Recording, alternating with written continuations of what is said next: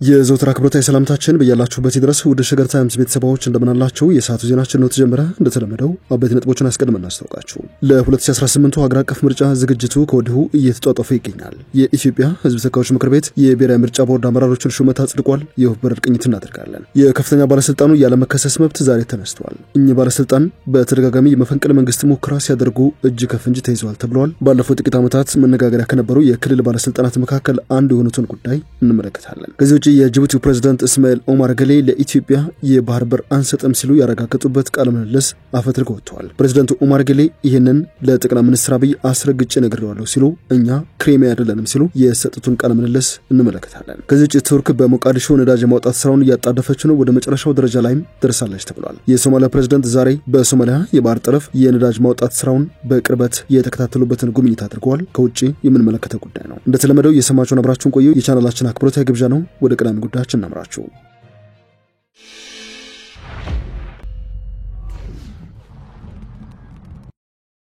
የጅቡቲ ፕሬዝዳንት እስማኤል ኦማር ገሌ ለኢትዮጵያ የባህር በር አንሰጥም ብለዋል። ይህንን አቋማቸውን ደግሞ ለጠቅላይ ሚኒስትር አብይም አስረግጬ ነግሬዋለሁ ሲሉ ተደምጠዋል። እስማኤል ኦማር ገሌ ኢትዮጵያ የባህር በርና የባህር ኃይል ጣቢያ እንድታገኝ ለጅቡቲ ያቀረበችውን ጥያቄ በግልጽ ውድቅ እንዳደረጉባት ይፋ አድርገዋል። ገሌ ይህንን የኢትዮጵያ ጥያቄ ሙሉ በሙሉ ውድቅ ስለማድረጋቸው ነው ዛሬ በአፍሪካ ቀንድ ተነባቢነት ባላቸው ይፋ በሆነ ቃለ ምልልሳቸው የጠቀሱት። ፕሬዝዳንቱ ዣን አፍሪክ ለተባለ ሚዲያ በሰጡት ቃለ ምልልስ ኢትዮጵያ ከታጁራ ወደብ እስከ ራሷ ግዛት ድረስ የሚዘልቅ የባህር በር ኮሪደር እንስራ የሚል ጥያቄ የልኡካን ቡድን ልካ ነበር ሲሉ አስታውሰዋል። እኛ ግን ይህን ጥያቄ አልተቀበልነውም ያሉት ገሌ ከዚህ ቀደም ወደብ ለኢትዮጵያ የምንሰጠው ለንግድ አገልግሎት ብቻ ነው ብንልም እነርሱ ግን ከዚህ ከፍ ያለ ፍላጎታቸውን ይዘው መጥተው ነበር ነው ያሉት። ፕሬዝዳንቱ ኦማር ገሌ አክለውም ጠቅላይ ሚኒስትር አብይ የባህር በር ይገባኛል ጥያቄያቸውን በኃይል ላይ የተመሰረተ እንደማይሆን የተረዱ ይመስሉኛል ያሉ ሲሆን ከኤርትራ በኩል አሰብን፣ በሶማሊላንድ በኩል በርበራን ሆነ በሶማሊያ በኩል ሞቃዲሾን በኃይል ሳይሆን በሰላም አማራጮች መጠቀም እንደሚችሉ ደግሜ ላረጋግጥላቸው ወዳለው ሲሉ ነው የተደመጡት። ፕሬዝዳንቱ እነዚህን ወደቦች ለማግኘት የጎረቤቶቻቸውን ህልውና ማናካት የለባቸውም ሲሉ ተደምጧል ያለው ዣን አፍሪክ የጅቡቲ ፕሬዝዳንት የውጭ ጣልቃ ገብነትን በፍጹም እንደማይቀበሉ የገለጸው ድረገጹ ጅቡቲ ክሬም አይደለችም ሲሉ ለአዲስ አበባ አቋማቸውን ግልጽ እንዳደረጉም ነው ያተተው። እስማኤል ኦማር ገሌ ለኢትዮጵያ የምንሰጠው የባህር በር የለንም፣ የኢትዮጵያ መንግስት ወደ መጠቀም ከፈለገ የጎረቤት ሀገራትን ሉዓላዊነት አክብረው የአሰብ፣ የጅቡቲ፣ የበርበራም ሆነ የሞቃዲሾ ወደቦችን መጠቀም ይችላል ሲሉ ነው የገለጹት። ከዚህ ውጪ ምስጋና ለቱርክ ግባና ሶማሊያን ከኢትዮጵያ ጋር በማደራደሯ አሁን ነገሩ ሰክኗል በማለት ያለ አማራጮችን በተመለከተኛ ለአዲስ አበባ ክሬም አይደለም ብለን ቀደም ብለን ግልጽ አድርገናል ያሉት። በቅርቡ የተባበሩት አረብ ኤሚሬቶች በክልሉ አለመረጋጋት ለመፍጠር እየሰሩ ነው ሲሉ ፕሬዝዳንት ኦማር ገሌ መክሰሳቸው ይታወሳል። የዚህ ክሳቸው መነሻ የወደብ ስምምነት እንደሆነም ዣን አፍሪክ በዘገባው አትተዋል። የክሳቸው መነሻ ምክንያት ጅቡቲ የወደብ ስምምነትን በተመለከተ ሉዓላዊነትን ይጋፋል በማለት ከዚህ ቀደም ፖሊሲዋን ይፋ ማድረጓን ተከትሎ ነው። የዱባይ ዲፒ ወርልድ ኩባንያ በዶላር ወደብ የኮንቴነር ተርሚናል ለመገንባት የፈረመውን ስምምነት ትንሿ ሀገር ጅቡቲ ውድቅ አድርገው ነበር። ምክንያቱ ደግሞ ኩባንያው ወደቡን ከሌላ ሀገር ጋር ለማገናኘት ሚስጥራዊ በር እየከፈተ ነው በሚል ይህ ሉዓላዊነታችን የሚጋፋ ድርጊት ነው የሚል ወንጀላ አቅርባ ነው። ምንም እንኳን ጉዳዩ ወደ ዓለም አቀፍ ፍርድ ቤት አመርቶ ኮንትራት በማፍረስ ወንጀል ጅቡቲን $255 ሚሊዮን እንድትከፍል ቢወስንባትም አቋሜን አልቀይርም በሚል እንደጸናች ትገኛለች ሲሉ የቀንዱ ሚዲያዎች ዘግበዋል። የባለስልጣኑ ያለመከሰስ መብት ዛሬ ተነሳ። በተደጋጋሚ የመፈንቅለ መንግስት ሙከራ አድርገዋል የሚልም ክስ ቀርቦባቸዋል። የሲዳማ ክልል ሰላምና ጸጥታ ቢሮ ኃላፊ አቶ አለማየሁ ጢሞቴዎስ በክልሉ መንግስት ላይ በተደጋጋሚ መፈንቅለ መንግስት ለማካሄድ ጥረት በማድረግ እንደዚሁም በህገወጥ የጦር መሳሪያ ግዥና ዝውውር ተባባሪነት ተጠርጥረው ያለመከሰስ መብታቸው ተነስተዋል። የሲዳማ ክልል ምክር ቤት የክልሉ ከፍተኛ ባለስልጣን የሆኑትን የምክር ቤት አባል ያለመከሰስ መብት ያነሳው በዛሬው ዕለት ባደረገው አስቸኳይ ጉባኤ ነው። በዚህ አስቸኳይ ጉባኤ በክልሉ ካሉ ተጽዕኖ ፈጣሪ ባለስልጣናት አንዱ የሆኑት አቶ አለማየሁ ጢሞቴዎስ ያለመከሰስ መብታቸው እንዲነሳ የውሳኔ ሐሳብ እንደቀረበ የክልሉ መንግስት ኮሚኒኬሽን ጉዳዮች ቢሮ ባወጣው መረጃ አስታውቋል። ያለመከሰስ መብታቸው እንዲነሳ የውሳኔ ሐሳብ የቀረበባቸው አለማየሁ ጢሞቴዎስ ከሲዳማ ክልል መስረት አንስተው በክልሉ ከፍተኛ ኃላፊነት እርከን ላይ የቆዩ ናቸው። የውሳኔ ሐሳቡን ያቀረቡት በክልሉ የፍትህ ቢሮ ኃላፊ አቶ ማቶ ማሮ ባለስልጣኖች የተጠረጠሩት በኃላፊነት ላይ እያሉ ፈጽሟቸዋል ከተባሉ የወንጀል ድርጊቶች ጋር በተያያዘ እንደሆነ ተገልጿል። አቶ አለማየሁ ከተጠረጠሩባቸው ወንጀል ድርጊቶች መካከል የክልሉ ሰላምና ጸጥታ ቢሮ ኃላፊ ሆነው ሲመሩ በነበሩበት ጊዜ ስልጣንን ያላግባብ በመጠቀም ግለሰቦችን በግፍ አስሮ ማሰቃየት የሚለው ይገኝበታል። የታሰሩ ግለሰቦችን ለማስለቀቅ ከፍተኛ እጅ መንሻ መቀበልም ባለስልጣኖች የተጠረጠሩበት ሌላኛው ድርጊት ነው። የሰላምና ጸጥታ ቢሮ ኃላፊው ህገወጥ አደንዛዥ ዝውውር ፈቃድ መስጠት እንደዚሁም ህገወጥ የጦር መሳሪያ ግዥና ዝውውር እንዲካሄድ መፍቀድ የሚሉ ወንጀላዎችም ቀርቦባቸዋል። የግልን ጥቅም መሰረት በማድረግ በክልሉ ውስጥ ህገወጥ የኮንትሮባንድ ንግድ እንዲስፋፋ ማድረግ የሚለውም በፍትህ ቢሮ የቀረበ ሌላኛው ጥርጣሬ ነው። አቶ አለማየሁ በክልሉ መንግስት ላይ መፈንቅለ መንግስት ለማድረግ በመጣር እንደተጠረጠሩም የኮሙኒኬሽን ጉዳዮች ቢሮ አስታውቀዋል። የሰላምና ጸጥታ ቢሮ ኃላፊው በተደጋጋሚ በክልሉ መንግስት ላይ መፈንቅለ መንግስት ለማካሄድ ጥረት ሲያደርጉ እንደነበረ የፍትህ ቢሮ ኃላፊው አቶ ይፋ አድርገዋል። በተለያዩ ህገወጥ መንገዶች ለራሱ ጥቅም በርካታ ገንዘብ መሰብሰብ የሚለው አቶ አለማየሁ ከተጠረጠሩባቸው ዋነኛ ነጥቦች መካከል እንደሆነ መረጃው ያመለክታል። የምክር ቤት አባሉ ያለመከሰስ መብት እንዲነሳ ከመቅረቡ በፊት የወንጀል ድርጊቶችን በተመለከተ ከተለያዩ አካላት መረጃዎች እንደተሰበሰቡና ተገቢው የማጣራት ስራ እየተከናወነ እንደሆነ የክልሉ መንግስት ኮሙኒኬሽን ጉዳዮች ቢሮ በመረጃው አስፍረዋል። የሲዳማ ክልል ምክር ቤት በቀረበለት የአቶ አለማየሁን ያለመከሰስ መብት የማንሳት ውሳኔ ሐሳብ ላይ በስፋት እንደተወያየና በዚህም የግለሰቡን በርካታ የወንጀል ድርጊቶች እንደተነሱም ተጠቅሰዋል። ከዚህ ውይይት በኋላ ምክር ቤቱ የሰላምና የጸጥታ ቢሮ ኃላፊው ያለመከሰስ መብት እንዲነሳ በሙሉ ድምጽ እንደወሰነ ተገልጿል። የሲዳማ ክልል በከፍተኛ ባለስልጣናት ከኃላፊነት አንስቶ በወንጀል ድርጊቶች ጥያቄ ሲያደርግ ይህ የመጀመሪያው አይደለም። የሐዋሳ ከተማ ከንቲባ የነበሩት አቶ ጸጋዬ ቱኬ ሐምሌ ወር 2015 ከኃላፊነት ከተነሱ በኋላ በቁጥጥር ስር ውለው ተከሰውም ነበር። በተከሰሱበት የሙስና ወንጀል ጥፋተኛ የተባሉት አቶ ጸጋዬ የሐዋሳ ከተማ ከፍተኛ ፍርድ ቤት በ13 ዓመት ጽኑ እስራት እንዲቀጡ የወሰነባቸው ባለፈው መጋቢት ወር ነበር።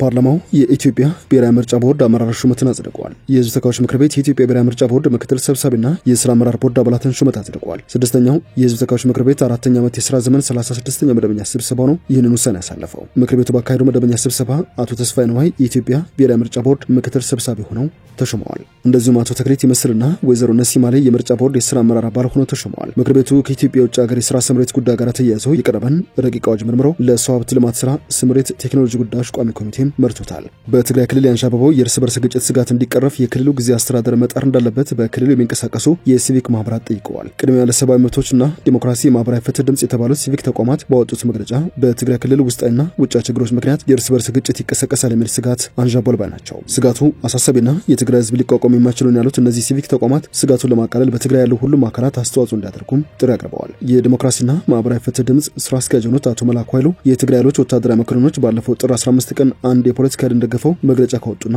የቀድሞው ትግራይ ጊዜያዊ አስተዳደር በኃይል ከስልጣን ከተወገደ በኋላ በትግራይ ኃይሎች መካከል መከፋፈሎች መፈጠራቸውን ያስታውሳሉ። ይህ ክፍፍል ሌላ የታጠቀ ኃይል እንዲፈጠር ያደገኛ ግጭት ስጋት እንዲኖርም ምክንያት ሆኗል ሲሉ ገልጸዋል። ዶይቼ ቬለ እንደዘገበው የተወሰኑ የትግራይ ኃይሎች አባላትና አዛዦች በትግራይ አለ ያሉትን ስርዓት ለማስወገድ በአፋርና በትግራይ አዋሳኝ አካባቢዎች ራሳቸውን ለነፍጥ ውጊያ እያደራጁ ስለመሆናቸው ይፋ አድርገዋል። ነጻ መሬት ወይንም ሐራ መሬት በሚል የሚጠቀሰውና በትግራይ እንደዚሁም በአፋር ክልሎች አዋሳኝ አካባቢዎች የሚንቀሳቀሰው ወታደራዊ ኃይል በሁለቱም ክልሎች 4 ክፍለ ጦሮች እንደተመሰረቱና በበላይነትም ወዳን ጦር የተባሉ ጀነራል እንደሚያስተባብሩት ነው ይፋ ሆነው። ከጤና ባለሙያዎች የሥራ ማቆም አድማ ጋር በተያያዘ ከ3 ሳምንት በላይ በስር ላይ የነበሩት ዶክተር ማህሌት ጉሽ ከስር ተፈተዋል። አናቶሚክ ፓቶሎጂስት ማህሌት ጉሽ በዋስትና ከስር የወጡት ዛሬ 10 ሰዓት ላይ መሆኑን ስማቸው እንዲጠቀስ ያልፈለጉ የቤተሰብ አባላቸው ተናግረዋል። አክለውም በፌዴራል ከፍተኛ ፍርድ ቤት አራዳ ምድብ ችሎት ማክሰኞ ሰኔ 3 ቀን ለዶክተር ማህሌት የዋስትና መብት ተፈቅዶ እንደነበረ ማስታወሳቸውን አዲስ ስታንዳርድ ዘግቧል። በተጨማሪም በክስ መዝገቡ ስር የነበሩ ሌሎች የጤና ባለሙያዎች በትናንትናው ዕለት ከጤና ሚኒስቴር ጋር ውይይት ካካሄዱ በኋላ መፈታታቸውን የተሰማው። በአገር አቀፍ ደረጃ የጤና ባለሙያዎች የሥራ ማቆም አድማ ጋር ተያይዘው ግንቦት 11 ቀን 2017 በጸጥታ አካላት ከመኖሪያ ቤታቸው ተወስዶ የነበሩት ዶክተር ማህሌት ጉሽን ጨምሮ በ9 ግለሰቦች ላይ ሁከትና ብጥብጥ ማስነሳትና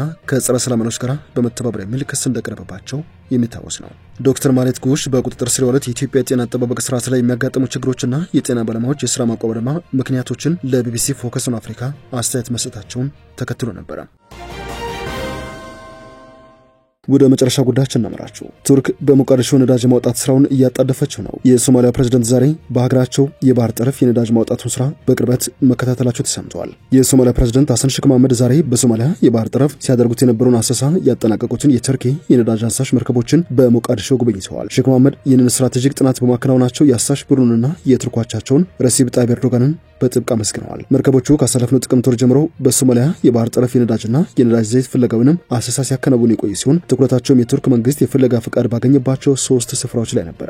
የሶማሊያ ፕሬዝዳንትም የፍለጋ ውጤት የሶማሊያን ኢኮኖሚ የሚቀይርና በሁለቱ ሀገራት መካከል ያለውን ትብብር የሚያጠናክር እንደሚሆን ተስፋቸውን ገልጸዋል። ይህ ስኬት የሶማሊያን ተፈጥሮ ሀብቶች ወደ ኢኮኖሚ ዕድሎችና ማህበራዊ መሻሻል ለመቀየር የምናደርገውን ጥረት በእጅጉ የሚያግዝ ነው ብለዋል። ተርኪና ህዝቧ ሶማሊያ ለኢንቨስትመንት ምቹ መሆኗን ለዓለማችን ህዝብ መሪ ሆነው እያሳዩ ነው ሲሉ ምስጋናቸውን ችረዋቸዋል። ከዚህ ባለፈ መንግስታቸው የሶማሊያን ኢኮኖሚ በሀገሪቱ የተፈጥሮ ሀብት ላይ ለመመስረት በትጋት እየሰራ ስለመሆኑም ነው የጠቆሙት። በዚህ ምክንያት ይህ በኃላፊነት የተሞላን ያሉት የተፈጥሮ ሀብት ፍለጋና የማውጣት ስራ አሁን በሶማሊያ ላለው ችግርም መፍትሄ ነው ሲሉም ተስፋቸውን ገልጸዋል። ከባህር ውስጥ ሀብቶች በተጨማሪ ሶማሊያና ቱርክ በየብስም የሃይድሮካርበን ማውጣትና መጠበቅ ስምምነት መፈራረማቸው ይታወሳል። በስምምነቱ መሰረት የቱርክ ፔትሮሊየም ኩባንያ ወደ ሶማሊያ ግዛት ዘልቆ በመግባት በ16000 ስኩዌር ኪሎ ሜትር ዙሪያ ፍለጋውን እንዲያከናውን ኃላፊነት የሰጠው ነው። የሰዓቱ ዜናችን አበቃ። ስላደመጣችሁን አመሰግነን። በያላችሁበት ሰናይ ጊዜ